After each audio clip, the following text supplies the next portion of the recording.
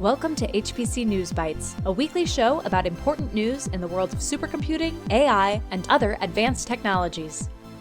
Hi, everyone. Welcome to HPC News Bytes. I'm Doug Black of Inside HPC, and with me is Shaheen Khan of OrionX.net.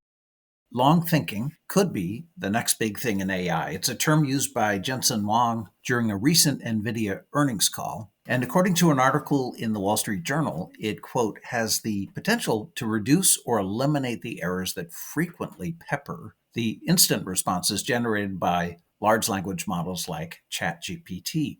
Long thinking AI models, quote, think over, unquote, the results they generate, and they have the intelligence to give updates on their progress and request feedback as they do their work.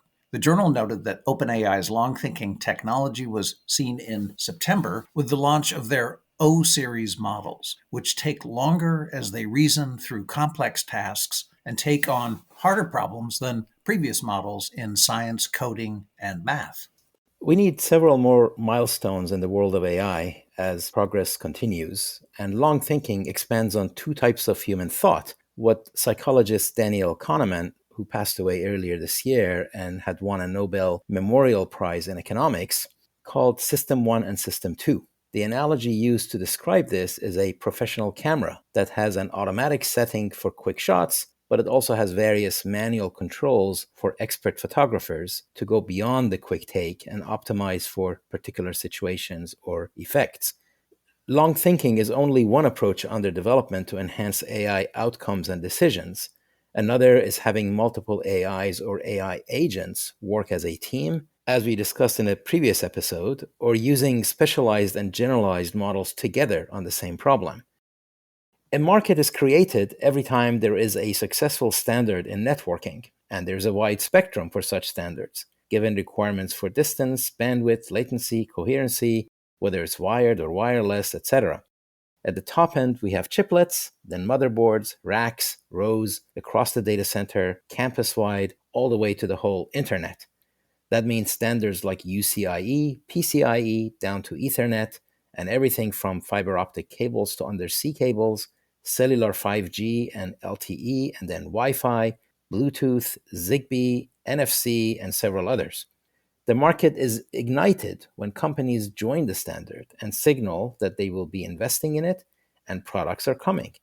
The UCIe standard, UCIe stands for Universal Chiplet Interconnect Express, for example, is supported by all the companies that are doing chiplets: AMD, ARM, Intel, Samsung, TSMC, NVIDIA, and many others.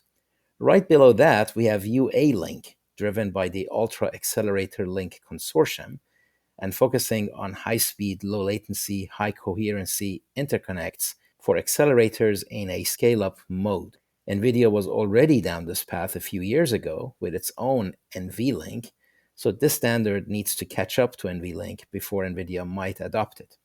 Yes, the standard has been adding companies that have significant and focused development on optical technologies.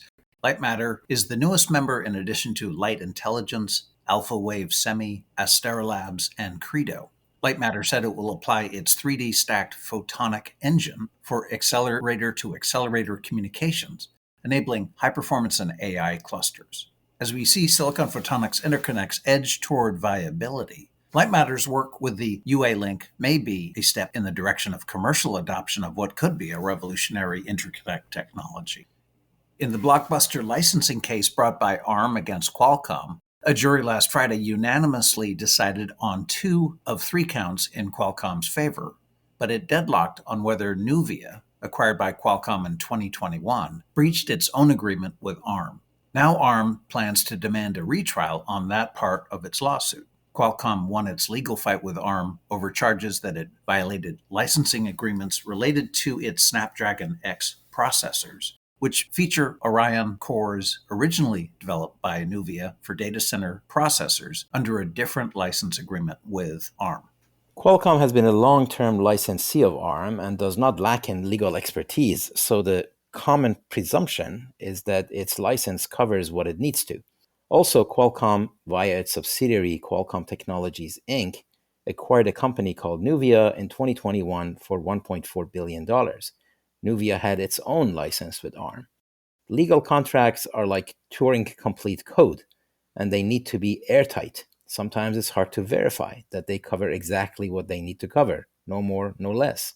So when they are silent or ambiguous about an issue, they are open to interpretation, and you're liable to end up in court to try to decipher it. According to Tom's Hardware, ARM was, quote, unhappy that Nuvia's technology would be used for client devices. Also, ARM claimed Nuvia's licensing term did not transfer automatically with the acquisition by Qualcomm and demanded the terms be renegotiated, end quote. While the two counts unrelated to Nuvia were judged in favor of Qualcomm, the jury didn't reach agreement on whether Nuvia breached the terms of its licensing agreement with ARM. This is the basis of its planned request for a trial. All right, that's it for this episode. Thank you all for being with us. HPC News Bytes is a production of Orion X in association with Inside HPC. Shaheen Khan and Doug Black host the show.